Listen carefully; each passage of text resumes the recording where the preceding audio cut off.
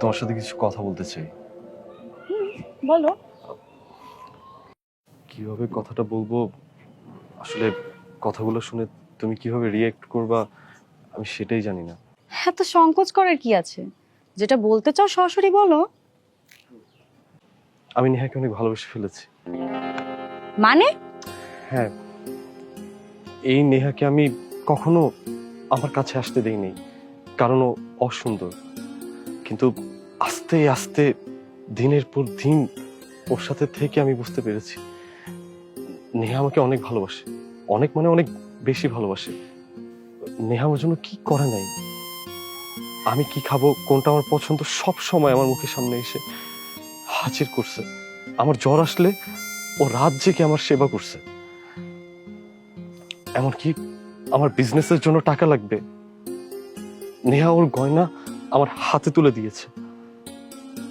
এমনকি আমি যতক্ষণ পর্যন্ত বাসায় আসতাম না, নেহাও না খেয়ে থাকতো, আমার জন্য অপেক্ষা করত। আমি ধীরে ধীরে নেহাকে অনেক বেশি ভালোবেসে ফেলেছি। তো এইসব কথা তোমার নেহাকে বলা উচিত ছিল, আমাকে বলছো কেন? কারণটা হচ্ছে তুমি আমার দ্বিতীয় স্ত্রী, তুমি অনেক সুন্দর। আসলে আমি মনে করেছিলাম সুন্দর একটা বউ আসলে আমাকে অনেক ভালোবাসবে, আমি অনেক ভালোবাসতে পারবো ওকে। কিন্তু না, তুমি আমাকে কোনোদিন ভালোবাসতে পারোনি, আমিও তোমাকে ভালোবাসতে পারিনি।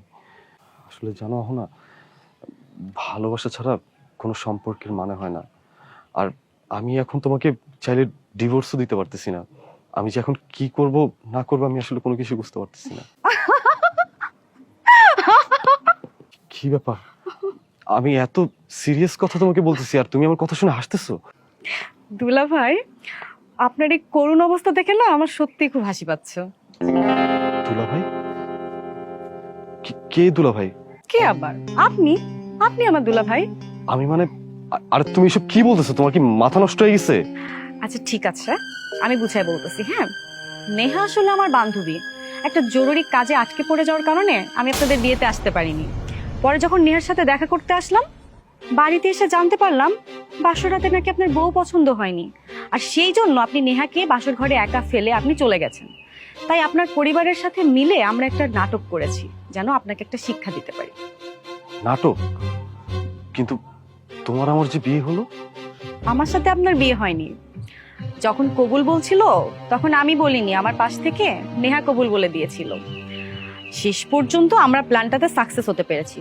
আমরা আপনাকে বোঝাতে সক্ষম হয়েছি যে জীবনসঙ্গী হিসেবে সৌন্দর্য নয়, একটা ভালো মনের মানুষ প্রয়োজন। ঠিক আছে, আপনি থাকেন, আমি নেহাকে পাঠিয়ে দিচ্ছি।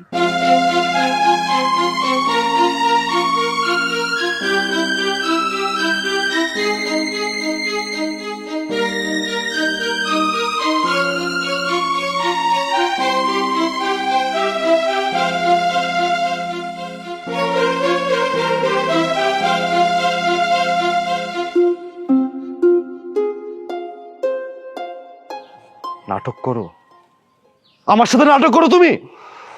আজকে আমি তোমাকে তোমার বাবার বাড়িতে পাঠাই দিব। না না, বিশ্বাস করো, আমি না ইচ্ছা করে কিছু করিনি। এই বাবা মা রহনা তারা মিলে আমাকে বাধ্য করছে নাটকটা করার জন্য। তুমি আমাকে বাবার বাসায় দিয়ে এসো না প্লিজ, আমি তোমাকে অনেক ভালোবাসি। আচ্ছা, আমি অসুন্দর, এটা কি আমার দোষ? আমাকে বলো। দেখছো, এখনো তুমি মিথ্যা কথা বলতেছো। কে বলছে তুমি অসুন্দর? আমার চোখে তুমি অনেক সুন্দর। আমি না জেনে না বুঝে তোমাকে অনেক কষ্ট দিয়ে ফেলছি। আমি তোমাকে আমার কাছে আসতে দিইনি। তোমাকে প্লিজ মাফ করে দাও, প্লিজ আমাকে মাফ করে দাও। আমি তোমাকে অনেক ভালোবেসে ফেলছি নেহা, অনেক বেশি ভালোবেসে ফেলছি।